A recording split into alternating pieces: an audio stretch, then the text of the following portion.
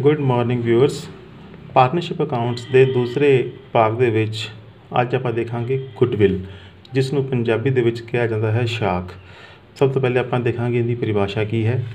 Goodwill ਕੀ ਹੈ? ਕਿਸੇ ਵੀ business ਦਾ ਉਹ ਚੰਗਾ ਨਾਮ, ਉਹਦੀ ਰੈਪੂਟੇਸ਼ਨ ਜਾਂ ਉਹਦੇ ਕੋਈ ਲਿੰਕ ਹੈ, ਕਨੈਕਸ਼ਨਸ ਹੈ, ਜਿਹਦੇ ਕਰਕੇ ਉਹ ਆਪਦੇ ਵਰਗੇ ਸੇਮ ਬਿਜ਼ਨਸ ਤੋਂ ਕੋਈ ਵਧੇਰੇ ਪ੍ਰੋਫਿਟ ਕਮਾਉਂਦਾ ਹੈ। ਤਾਂ ਉਹ ਜਿਹੜਾ ਐਕਸਟਰਾ ਬੈਨੀਫਿਟਸ ਉਹਨਾਂ ਨਾਲ ਜਿਹੜਾ ਕਮਾਉਂਦਾ ਉਹ ਕਿਸ ਕਰਕੇ ਕਮਾ ਰਿਹਾ ਹੈ? ਉਹਨਾਂ ਆਪਦੀ ਗੁੱਡਵਿਲ ਕਰਕੇ। ਤਾਂ ਇਹਦੀ ਪਰਿਭਾਸ਼ਾ ਕੀ ਬਣ ਜਾਏਗੀ? It is the advantages of good name, reputation and connections of business. ਜਾਂ ਇਹਦੀ ਇੱਕ ਦੂਜੀ ਡੈਫੀਨੇਸ਼ਨ ਆਪਾਂ ਹੋਰ ਯਾਦ ਕਰ ਸਕਦੇ ਹਾਂ ਕਿ ਆਪਾਂ ਨੂੰ ਪਤਾ ਹੈ ਕਿ ਇਹ ਐਸੇ ਉਹਦੇ ਗੁੱਡ ਨੇਮ ਹੈ ਜਾਂ ਉਹਦੀ ਗੁੱਡ ਪ੍ਰੋਡਕਟਸ ਹੈ ਜਾਂ ਉਹਦਾ ਗੁੱਡ ਨਾਮ ਹੈ ਕੋਈ ਵੀ, ਜਿਹਦੇ ਕਰਕੇ ਉਹ ਐਕਸਟਰਾ ਬੈਨੀਫਿਟਸ ਕਮਾਉਂਦਾ ਹੈ ਆਪਦੇ ਵਰਗੇ ਕਿਸੇ ਹੋਰ ਬਿਜ਼ਨਸ ਦੀ ਤੁਲਨਾ ਦੇ ਵਿੱਚ। ਤਾਂ ਉਹ ਕਿੰਨੇ ਸਾਲ ਹੋਰ ਕਮਾਉਂਦਾ ਰਹੇਗਾ? ਉਹ ਸਾਰੇ ਬੈਨੀਫਿਟਸ ਦੀ ਜਿਹੜੀ ਅੱਜ ਦੀ ਵੈਲਿਊ ਹੈ ਉਹਨੂੰ ਅਸੀਂ ਕਹਿ ਦਿੰਦੇ ਹਾਂ ਉਹਦੀ ਫਰਮ ਦੀ ਗੁੱਡਵਿਲ।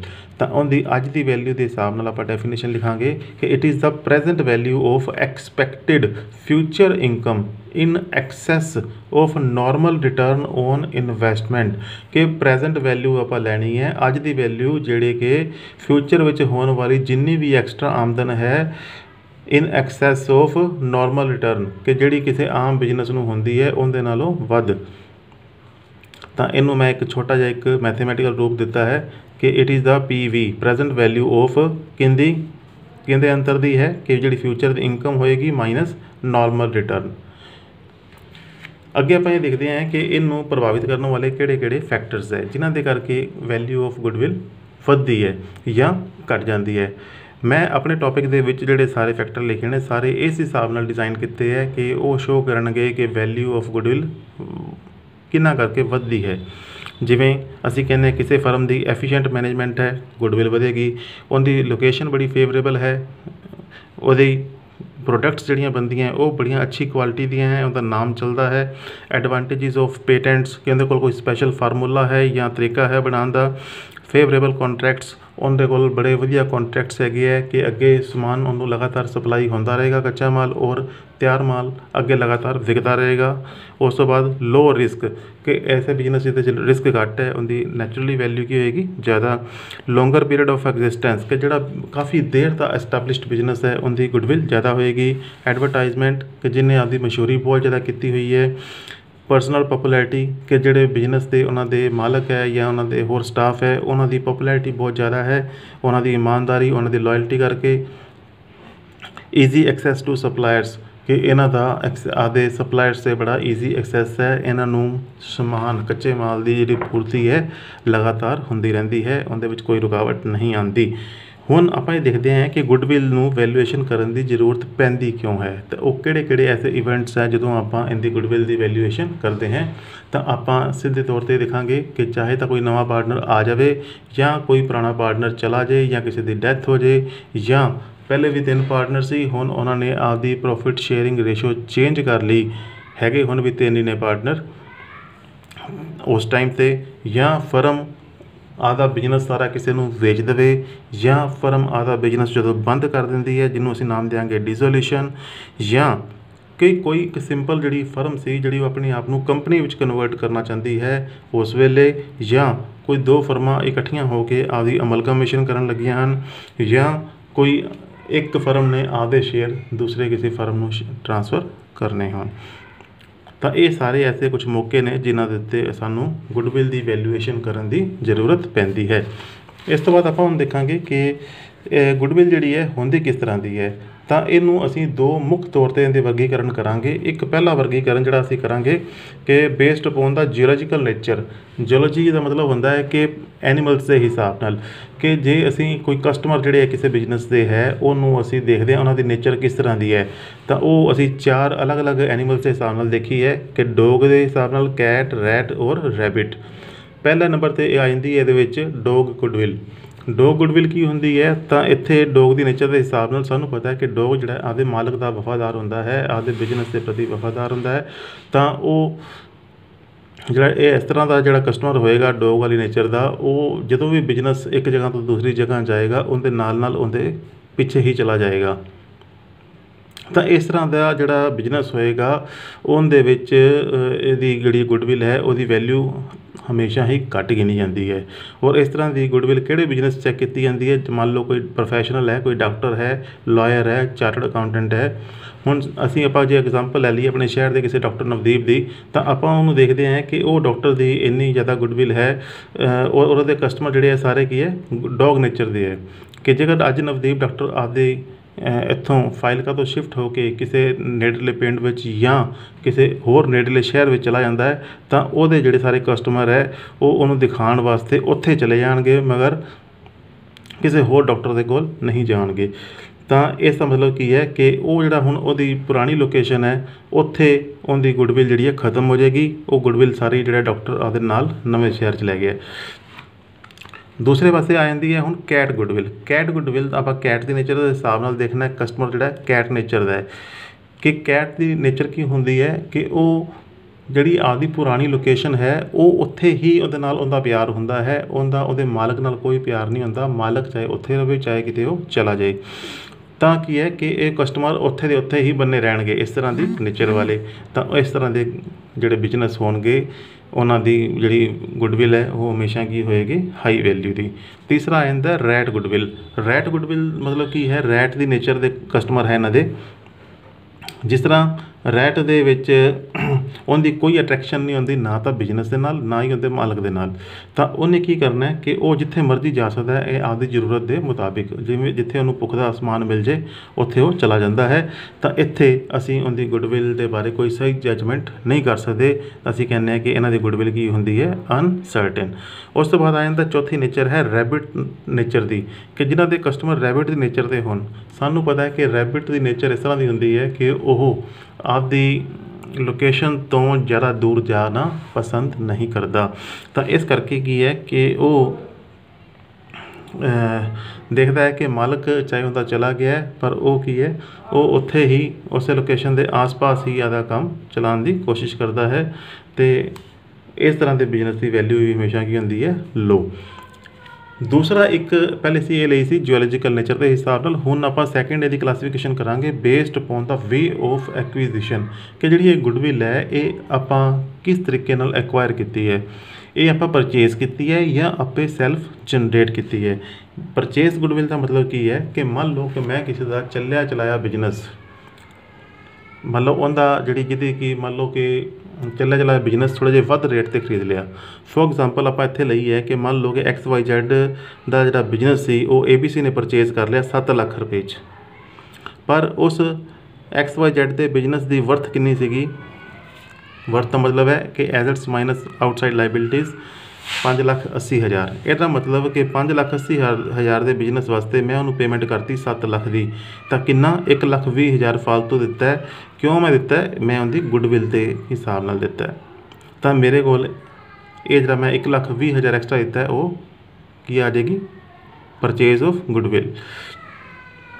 ਤਾਂ ਇਸ ਤਰ੍ਹਾਂ ਦੀ ਜਿਹੜੀ ਗੁੱਡਵਿਲ ਪਰਚੇਜ਼ ਕੀਤੀ ਜਾਂਦੀ ਹੈ ਕਿਸੇ ਬਿਜ਼ਨਸ ਦੁਆਰਾ, ਉਹ ਹਮੇਸ਼ਾ ਬੈਲੈਂਸ ਸ਼ੀਟ ਦੀ ਐਸੈਟ ਸਾਈਡ 'ਤੇ ਸ਼ੋ ਕੀਤੀ ਜਾਂਦੀ ਹੈ ਐਜ਼ ਐਨ ਇਨਟੈਂਜੀਬਲ ਐਸੈਟ। ਉਸ ਤੋਂ ਬਾਅਦ ਆ ਜਾਂਦਾ ਸੈਕਿੰਡ ਸੈਲਫ ਜਨਰੇਟਿਡ ਗੁੱਡਵਿਲ। ਸੈਲਫ ਜਨਰੇਟਿਡ ਹੁੰਦੀ ਹੈ, ਕਿਸੇ ਨੂੰ ਅਸੀਂ ਇਹਦੇ ਬਾਰੇ ਪੈਸੇ ਨਹੀਂ ਦਿੱਤੇ ਹੁੰਦੇ। ਇਹ ਅਸੀਂ ਆਪਦੇ ਐਫਰਟਸ ਦੁਆਰਾ, ਆਪਦੀ ਚੰਗੀ ਕੁਆਲਿਟੀ ਦੇ ਪ੍ਰੋਡਕਟਸ ਦੁਆਰਾ ਜਿਹੜੀ ਲੰਬੇ ਸਮੇਂ ਦੇ ਵਿੱਚ ਬਣਾਈ ਜਾਂਦੀ ਹੈ, ਤਾਂ ਉਹਨੂੰ ਅਸੀਂ ਕਹਿੰਦੇ ਹਾਂ ਸੈਲਫ ਜਨਰੇਟਿਡ। ਹੁਣ ਇਸ ਤਰ੍ਹਾਂ ਦੀ ਜਿਹੜੀ ਗੁੱਡਵਿਲ ਨੂੰ ਹੈ ਅਸੀਂ ਬੈਲੈਂਸ ਸ਼ੀਟ ਦੀ ਐਸੈਟ ਸਾਈਡ 'ਤੇ ਸ਼ੋ ਨਹੀਂ ਕਰਦੇ। ਕੋਈ ਵੈਲਿਊ ਇਹਦੀ ਆਪਾਂ ਨਹੀਂ ਲਿਖਣੀ, ਕਿਉਂਕਿ ਆਪਾਂ ਇਹਦੇ ਬਦਲੇ ਕੋਈ ਪੇਮੈਂਟ ਕਿਸੇ ਨੂੰ ਵੀ ਨਹੀਂ ਕੀਤੀ ਹੈ। ਤਾਂ ਇੱਥੇ ਰੈੱਡ ਪੈਨ 'ਚ ਮੈਂ ਲਿਖਿਆ ਕਿ ਇਹਨੂੰ ਨਾਟ ਸ਼ੋਨ ਇਨ ਦਾ ਬੈਲੈਂਸ ਸ਼ੀਟ। ਉਸ ਤੋਂ ਬਾਅਦ ਅੱਗੇ ਆਪਾਂ ਇਹਦੇ ਦੇਖਾਂਗੇ ਕਿ ਕਿਸੇ ਵੀ ਗੁੱਡਵਿਲ ਦੀਆਂ ਵਿਸ਼ੇਸ਼ਤਾਵਾਂ ਹੁੰਦੀਆਂ ਕੀ ਹੈ। ਤਾਂ ਇੱਥੇ ਪਹਿਲੇ ਆਪਾਂ ਦੇਖਿਆ ਹੀ ਹੈ ਕਿ ਗੁੱਡਵਿਲ ਕੀ ਹੈ, ਇੰਟੈਂਜੀਬਲ ਨੇਚਰ ਦੀ ਹੈ। ਇਹਨੂੰ ਆਪਾਂ ਛੂ ਕੇ ਨਹੀਂ ਦੇ ਸਕਦੇ, ਹੱਥ ਲਗਾ ਕੇ ਇਹਨੂੰ ਆਪਾਂ ਟੱਚ ਨਹੀਂ ਕਰ ਸਕਦੇ। ਇਹ ਗੁੱਡਵਿਲ ਜਿਹੜੀ ਹੈ, ਇਹ ਗੁੱਡਵਿਲ ਦੇ ਕਰਕੇ ਕੀ ਹੈ, ਸਾਡੇ ਕੋਲ ਜ਼ਿਆਦਾ ਕਸਟਮਰ ਅਟਰੈਕਟ ਹੁੰਦੇ ਹੈ। ਇਹਦੇ ਕਰਕੇ ਹੀ ਅਸੀਂ ਜ਼ਿਆਦਾ ਪ੍ਰੋਫਿਟਸ ਅਰਨ ਕਰਦੇ ਹਾਂ। ਗੁੱਡਵਿਲ ਦੀ ਇੱਕ ਵਿਸ਼ੇਸ਼ਤਾ ਹੋਰ ਹੈ ਕਿ ਇਹਦੀ ਵੈਲਿਊਏਸ਼ਨ ਕਰਨਾ ਆਸਾਨ ਨਹੀਂ ਹੈ, ਜਾਂ ਇਹ ਕਹਿ ਲਓ ਕਿ ਇਹਦੀ ਐਗਜ਼ੈਕਟ ਵੈਲਿਊਏਸ਼ਨ ਪਤਾ ਕਰਨਾ ਆਸਾਨ ਨਹੀਂ ਹੈ। ਅਤੇ ਉਸ ਤੋਂ ਬਾਅਦ ਕੀ ਹੈ, ਨਾਲੇ ਇਹਦੀ ਵੈਲਿਊਏਸ਼ਨ ਜਿਹੜੀ ਹੈ ਟਾਈਮ ਟੂ ਟਾਈਮ ਡਿਫਰ ਕਰਦੀ ਰਹਿੰਦੀ ਹੈ।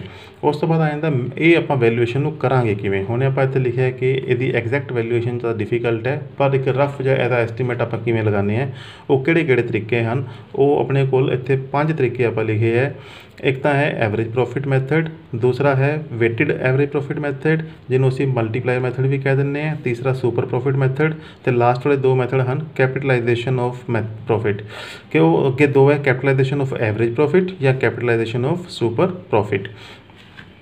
ਆਪਾਂ जिन्ने भी सारे मैथड्स ने सारे ਨੂੰ ਆਪਾਂ एग्जाम्पल लैके शो करांगे ਤਾਂ थ्योरी वाला पार्ट ਤੁਹਾਡਾ ਆਟੋਮੈਟਿਕਲੀ क्लीयर हो जाएगा। सब तो पहले ਆਪਾਂ ਹੁਣ ਇਹਨਾਂ ਦੀ ਅੱਗੇ ਪ੍ਰੋਬਲਮਸ ਕਰਦੇ ਹਾਂ ਜਿਹਦੇ ਵਿੱਚ ਪਹਿਲਾ ਮੈਥਡ ਆਪਾਂ ਯੂਜ਼ ਕਰਾਂਗੇ ਐਵਰੇਜ ਪ੍ਰੋਫਿਟ ਮੈਥਡ। ਤਾਂ ਐਵਰੇਜ ਪ੍ਰੋਫਿਟ ਮੈਥਡ ਦੇ ਵਿੱਚ ਮੰਨ ਲਓ ਆਪਾਂ ਨੂੰ ਕੁਐਸਚਨ ਦਿੱਤਾ ਹੈ ਗੁੱਡਵਿਲ ਫਾਈਂਡ ਕਰੋ on the basis of 3 year purchase of average profit of last 5 year which are rupees 40,000, 50,000, 32,000, 68,000 and 56,000 ਰਿਸਪੈਕਟਿਵਲੀ ਕਿ 5 ਸਾਲਾਂ ਦੇ ਆਪਾਂ ਨੂੰ ਪਿਛਲੇ 5 ਸਾਲਾਂ ਦੇ ਪ੍ਰੋਫਿਟਸ ਦਿੱਤੇ ਹੋਏ ਨੇ ਉਹਦੇ ਬੇਸ 'ਤੇ ਉਹਦੀ ਐਵਰੇਜ ਨਿਕਾਲ ਕੇ ਆਪਾਂ ਕੀ ਨਿਕਾਲਣੀ ਹੈ ਗੁੱਡਵਿਲ। ਤਾਂ ਇੱਥੇ ਸਭ ਤੋਂ ਪਹਿਲੇ ਆਪਾਂ ਨਿਕਾਲਦੇ ਹਾਂ ਐਵਰੇਜ ਪ੍ਰੋਫਿਟ। ਤਾਂ ਇਹੀ 5 ਸਾਲਾਂ ਦੇ ਪ੍ਰੋਫਿਟਸ ਨੂੰ ਆਪਾਂ ਐਡ ਕਰਕੇ ਨੀਚੇ ਡਿਵਾਈਡ ਕਰ ਦਾਂਗੇ 5 ਨਾਲ ਤਾਂ 1 ਸਾਲ ਦਾ ਐਵਰੇਜ ਪ੍ਰੋਫਿਟ ਆ ਜਾਏਗਾ ਆਪਣੇ ਕੋਲ 49,200। ਤਾਂ ਇਹ ਸੀ ਆਪਣੇ ਕੋਲ ਐਵਰੇਜ ਪ੍ਰੋਫਿਟ। ਹੁਣ ਆਪਾਂ ਫਾਈਂਡ ਕਰਨੀ ਹੈ ਗੁੱਡਵਿਲ। ਤਾਂ ਜਿਹੜਾ ਆਪਣੇ ਕੋਲ ਐਵਰੇਜ ਪ੍ਰੋਫਿਟ ਆਇਆ ਹੈ ਉਹਨੂੰ ਆਪਾਂ number of year of purchase ਜਿਹੜੇ ਕਿ ਸਾਨੂੰ ਇੱਥੇ ਕੁਐਸਚਨ ਦਿੱਤਾ ਹੋਇਆ ਸੀ 3 ਈਅਰ ਆਫ ਪਰਚੇਜ਼ ਉਹਦੇ ਨਾਲ ਅਸੀਂ ਮਲਟੀਪਲਾਈ ਕਰ ਦਾਂਗੇ ਤਾਂ ਸਾਡੇ ਕੋਲ ਸਿੱਧਾ ਆਨਸਰ ਆ ਜਾਏਗਾ ਗੁੱਡਵਿਲ। ਇੱਥੇ ਤੁਹਾਡੇ ਮਨ 'ਚ ਇੱਕ ਕੁਐਸਚਨ ਆ ਰਿਹਾ ਹੋਵੇਗਾ ਕਿ 3 ਈਅਰ ਪਰਚੇਜ਼ ਇਹਦਾ ਮਤਲਬ ਕੀ ਹੈ। ਇਹ ਥੋੜ੍ਹਾ ਜਿਹਾ ਇੱਕ ਮਿਸਨੋਮਰ ਜਾਂ ਨਾਮ ਜਿਹਾ ਲਿਖਿਆ ਇਹਨਾਂ ਨੇ। ਇਸ ਦਾ ਸਹੀ ਮਤਲਬ ਇਹ ਹੈ ਕਿ ਇਹ ਬਿਜ਼ਨਸ ਇਹ ਸੋਚਦਾ ਹੈ ਕਿ ਇਸ ਤਰ੍ਹਾਂ ਦੇ ਪ੍ਰੋਫਿਟ ਉਹਨੂੰ ਆਉਣ ਵਾਲੇ ਅਗਲੇ 3 ਸਾਲਾਂ ਵਿੱਚ ਹੋਰ ਮਿਲਦੇ ਰਹਿਣਗੇ ਤਾਂ ਉਹਨੂੰ ਅਸੀਂ ਕਹਿ ਦਿੰਦੇ ਹਾਂ ਈਅਰ ਆਫ ਪਰਚੇਜ਼। ਇਸ ਤੋਂ ਬਾਅਦ ਇਹਦੇ ਨਾਲ ਮਿਲਦੀ ਹੋਈ ਇੱਕ ਸਿੰਪਲ ਜਿਹੀ ਐਗਜ਼ਾਮਪਲ ਆਪਾਂ ਹੋਰ ਕਰਦੇ ਹਾਂ। ਇਹ 'ਚ ਕੀ ਲਿਖਿਆ ਹੋਇਆ ਹੈ ਕਿ ਕਈ ਵਾਰੀ ਜਿਹੜੇ ਸਾਨੂੰ ਪ੍ਰੋਫਿਟਸ ਦਿੱਤੇ ਹੁੰਦੇ ਆ 5 ਸਾਲਾਂ ਦੇ ਜਾਂ 3 ਸਾਲਾਂ ਦੇ ਜਿਨ੍ਹਾਂ ਦੀ ਅਸੀਂ ਐਵਰੇਜ ਨਿਕਾਲਣੀ ਹੁੰਦੀ ਹੈ ਉਹ ਕੁਛ ਨੋਰਮਲ ਨਹੀਂ ਹੁੰਦੇ, ਉਹਨਾਂ ਵਿੱਚ ਕੁਛ ਐਬਨੋਰਮਲ ਪ੍ਰੋਫਿਟਸ ਜਾਂ ਲੋਸਿਸ ਐਡ ਕੀਤੇ ਗਏ ਹੁੰਦੇ ਹੈ। ਅਸੀਂ ਕੀ ਕਰਾਂਗੇ ਸਭ ਤੋਂ ਪਹਿਲੇ ਉਹਨਾਂ ਨੂੰ ਐਡਜਸਟ ਕਰਾਂਗੇ। ਫੋਰ ਐਗਜ਼ਾਮਪਲ ਆਪਣੇ ਕੁਐਸਚਨ ਦੇ ਵਿੱਚ ਕੀ ਦਿੱਤਾ ਹੋਇਆ ਹੈ calculate goodwill based upon 2 year purchase of average normal profits of last 3 years ਵਿਚ ਆਰ ਐਜ਼ ਫਾਲੋਜ਼। 2014, 15 ਅਤੇ 16 ਦੇ ਪ੍ਰੋਫਿਟ ਦਿੱਤੇ ਹੋਏ ਆਪਾਂ ਨੂੰ।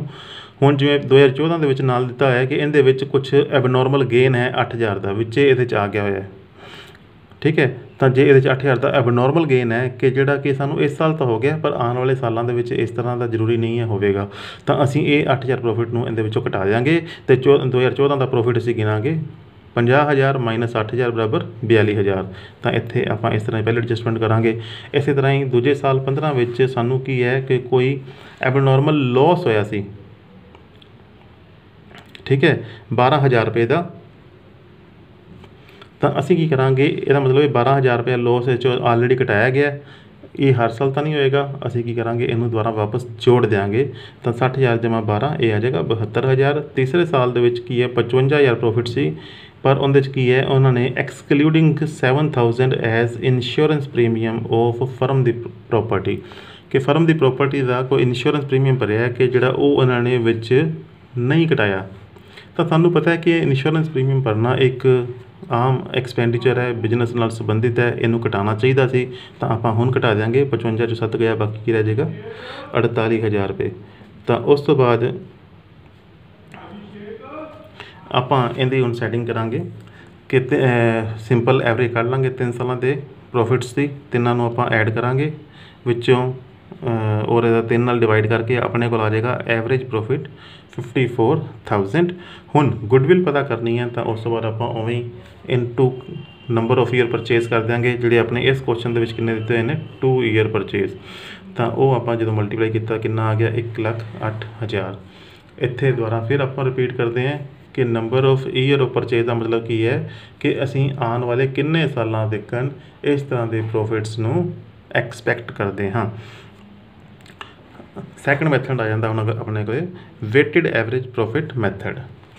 ਤਾਂ ਇਹ ਤੁਹਾਨੂੰ ਸਪੈਸ਼ਲੀ ਲਿਖਿਆ ਵੀ ਹੋਏਗਾ ਕੁਐਸਚਨ ਦੇ ਵਿੱਚ ਕਿ ਕਿਸ ਤਰ੍ਹਾਂ ਆਪਾਂ ਵੇਟਸ ਅਪਲਾਈ ਕਰਨੇ ਹੈ ਜਾਂ ਇਹ ਕੁਛ ਐਸੀਆਂ ਫਰਮਾਂ ਉੱਤੇ ਵੀ ਆਪਾਂ ਅਪਲਾਈ ਕਰ ਦਿੰਦੇ ਹਾਂ ਜਿਹੜੀਆਂ ਫਰਮਾਂ ਦੇ ਪ੍ਰੋਫਿਟਸ ਲਗਾਤਾਰ ਇਨਕਰੀਜ਼ਿੰਗ ਟ੍ਰੈਂਡ ਸ਼ੋ ਕਰ ਰਹੇ ਹਨ ਕਿ ਜਿਨ੍ਹਾਂ ਦੇ ਪ੍ਰੋਫਿਟ ਪਿਛਲੇ ਸਾਲ ਨਾਲ ਹਮੇਸ਼ਾ ਅੱਗੇ ਵੱਧਦੇ ਜਾਂਦੇ ਹਨ। ਤਾਂ ਇੱਥੇ ਆਪਾਂ ਕੁਐਸਚਨ ਦੇਖਦੇ ਹਾਂ find goodwill based upon 2 year purchase of weighted average profit of last 5 year having weights 2012 ਨੂੰ 1 वेट देना है, 13 ਨੂੰ 2, 3, 4 ਤੇ 5। ਤਾਂ ਇੱਥੇ ਆਪਾਂ ਨੂੰ ਉਹਨਾਂ ਦੇ ਇਹ ਵੇਟਸ ਦਿੱਤੇ ਹੋਏ 1 2 3 4 5 ਤੇ ਪ੍ਰੋਫਿਟਸ ਉਹਨਾਂ ਦੇ ਦੱਸੇ ਹੋਏ ਨੇ 2012 'ਚ 43,000, 50,000, 52,000, 65,000 ਤੇ 85,000।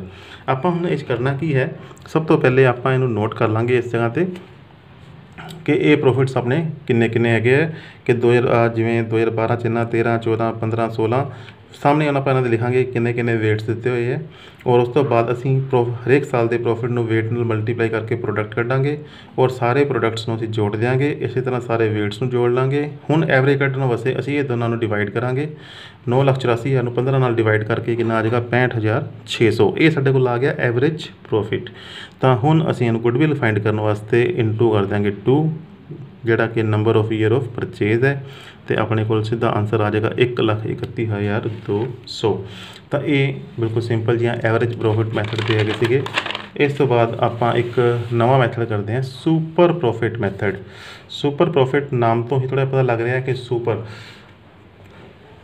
ਇੱਥੇ ਆਪਾਂ ਧਿਆਨ ਦਿਆਂਗੇ ਕਿ ਮੰਨ ਲਓ ਕਿ ਮੇਰੇ ਵਰਗਾ ਹੋਰ ਮੇਰੇ ਸਾਈਜ਼ ਦਾ ਬਿਜ਼ਨਸ, ਉਹਨਾਂ ਵੀ ਜਿਹਨੇ ਮੇਰੇ ਜਿੰਨੇ ਹੀ ਪੈਸੇ ਬਿਜ਼ਨਸ ਲਗਾਏ ਹੈ, ਮੇਰੇ ਵਰਗਾ ਹੀ ਉਹ ਕੰਮ ਕਰ ਰਿਹਾ ਅਤੇ ਉਹ ਉਹਨੇ ਪੈਸੇ ਇਨਵੈਸਟ ਕਰਕੇ ਜੇ 1 ਲੱਖ ਕਮਾ ਰਿਹਾ ਹੈ ਔਰ ਮੈਂ ਉਸੇ ਤਰ੍ਹਾਂ ਦੇ ਬਿਜ਼ਨਸ 'ਚੋਂ 1,20,000 ਕਮਾ ਰਿਹਾ ਤਾਂ ਇਹਦਾ ਮਤਲਬ ਮੈਂ 20,000 ਕੀ ਹੈ ਮੇਰਾ ਸੁਪਰ ਪ੍ਰੋਫਿਟ, ਕਿ ਮੈਂ 20,000 ਉਸ ਤੋਂ ਐਕਸਟਰਾ ਕਮਾ ਰਿਹਾ ਸੇਮ ਬਿਜ਼ਨਸ ਸੇਮ ਇਨਵੈਸਟਮੈਂਟ ਹੋਣ ਦੇ ਬਾਵਜੂਦ।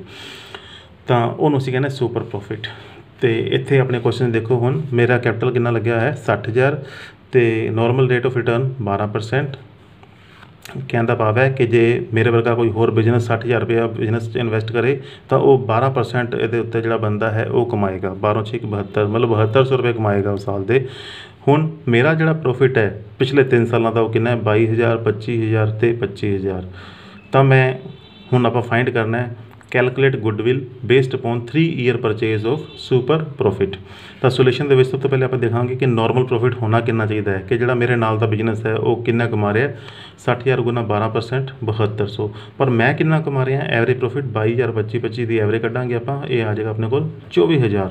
ਕਿ ਕਿੱਥੇ 7200 ਰੁਪਈਆ ਅਤੇ ਕਿੱਥੇ ਮੈਂ ਉਨੇ ਹੀ ਪੈਸੇ ਲਗਾ ਕੇ ਕਮਾ ਰਿਹਾ 24,000। ਤਾਂ ਸੁਪਰ ਪ੍ਰੋਫਿਟ ਮੇਰਾ ਕਿੰਨਾ ਹੋ ਗਿਆ 16,800। 24,000 ਚੋਂ 7200 ਘਟਾਵਾਂਗੇ ਕਿੰਨਾ ਆ ਜਾਏਗਾ 16,800।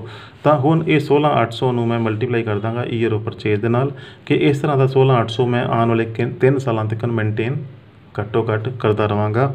ਤਾਂ ਇਹਦਾ ਕਰਕੇ ਮੈਂ ਇੰਨਾ ਹੋਰ ਜ਼ਿਆਦਾ ਕਮਾਉਂਦਾ ਰਹਾਂਗਾ। ਤਾਂ ਇਸ ਕਰਕੇ ਮੇਰੀ ਗੁੱਡਵਿਲ ਕਿੰਨੀ ਹੋਗੀ 50,400। ਤਾਂ ਅਗਲਾ ਕੁਐਸਚਨ ਜਿਹੜੇ ਹੁਣ 2 ਆ ਗਏ, ਕੈਪੀਟਲਾਈਜੇਸ਼ਨ ਆਫ ਪ੍ਰੋਫਿਟ। ਇਹ ਵੀ ਦੋਨੋਂ ਮੈਥਡ ਆਪਾਂ ਅੱਜ ਹੀ ਕਰਾਂਗੇ। ਕੈਪੀਟਲਾਈਜੇਸ਼ਨ ਆਫ ਪ੍ਰੋਫਿਟ ਦੇ ਅੱਗੇ 2 ਟਾਈਪਸ ਹੈ ਕਿ ਕੈਪੀਟਲਾਈਜੇਸ਼ਨ ਆਫ ਸੁਪਰ ਪ੍ਰੋਫਿਟ ਕਰਨਾ ਹੈ ਜਾਂ ਕੈਪੀਟਲਾਈਜੇਸ਼ਨ ਆਫ ਐਵਰੇਜ ਪ੍ਰੋਫਿਟ ਕਰਨਾ ਹੈ। ਸਭ ਤੋਂ ਪਹਿਲੇ ਆਪਾਂ ਸੁਪਰ ਪ੍ਰੋਫਿਟ ਵਾਲਾ ਕਰਨੇ ਹੈ। ਮੈਂ ਤੁਹਾਡੀ ਸਿੰਪਲਿਸਿਟੀ ਵਾਸਤੇ ਸੇਮ ਕੁਐਸਚਨ ਲੈ ਲਿਆ ਹੈ ਕਿ ਜਿਵੇਂ ਉੱਤੇ ਕੁਐਸਚਨ ਸੀ ਕਿ ਕੈਪੀਟਲ ਇਨਵੈਸਟ ਕੀਤਾ 60,000, ਨੋਰਮਲ ਰੇਟ 12%, ਐਵਰੇਜ ਪ੍ਰੋਫਿਟ ਕਿੰਨਾ 24,000। ਮੰਨ ਲਓ ਇਹਦੇ 'ਚ ਆਪਾਂ ਨੂੰ ਕਹਿੰਦਾ ਕਿ ਗੁੱਡਵਿਲ ਫਾਈਂਡ ਕਰੋ based upon the capitalization of super profit. ਤਾਂ ਇੱਥੇ ਤੁਹਾਨੂੰ number of year of purchase ਵਗੈਰਾ ਨਹੀਂ ਦਿੱਤੇ ਹੋਣਗੇ। ਇੱਥੇ ਆਪਾਂ ਕਿਵੇਂ ਕੈਲਕੂਲੇਸ਼ਨ ਕਰਨੀ ਹੈ, ਸਭ ਤੋਂ ਪਹਿਲੇ ਆਪਾਂ ਸੁਪਰ ਪ੍ਰੋਫਿਟ ਫਾਈਂਡ ਕਰਾਂਗੇ। ਹੁਣ ਉਸੇ ਤਰੀਕੇ ਨਾਲ ਦੇਖੋ ਮੇਰਾ ਕੈਪੀਟਲ ਮੇਰੇ ਵਰਗੇ ਬਿਜ਼ਨਸ ਨੇ ਕਿੰਨੇ ਪੈਸੇ ਲਗਾਏ ਨੇ 60,000, ਉਹਨੇ ਕਿੰਨੇ ਕਮਾਏ 7200, ਮੈਂ ਕਿੰਨੇ ਕਮਾ ਰਿਹਾ 24,000। ਸੁਪਰ ਪ੍ਰੋਫਿਟ ਮੇਰਾ ਕਿੰਨਾ 16,800। ਤਾਂ ਮੈਂ ਹੁਣ ਕੀ ਕਰੂੰਗਾ, ਇਹ ਜਿਹੜੇ ਸੁਪਰ ਪ੍ਰੋਫਿਟ ਨੂੰ ਕੈਪੀਟਲਾਈਜ਼ ਕਰੂੰਗਾ ਕਿ ਇੰਨੇ ਹੀ ਪੈਸੇ ਹੋਰ ਜੇਕਰ ਮੇਰੇ ਵਰਗੇ ਬਿਜ਼ਨਸ ਜਿਹੜਾ ਨਾਲ ਦਾ ਬਿਜ਼ਨਸ ਹੈ ਉਹਨੇ ਕਮਾਣੇ ਹੁੰਦੇ ਤਾਂ ਉਹਨੂੰ ਹੋਰ ਕਿੰਨਾ ਕੈਪੀਟਲ ਲਗਾਉਣਾ ਪੈਂਦਾ। ਠੀਕ ਹੈ।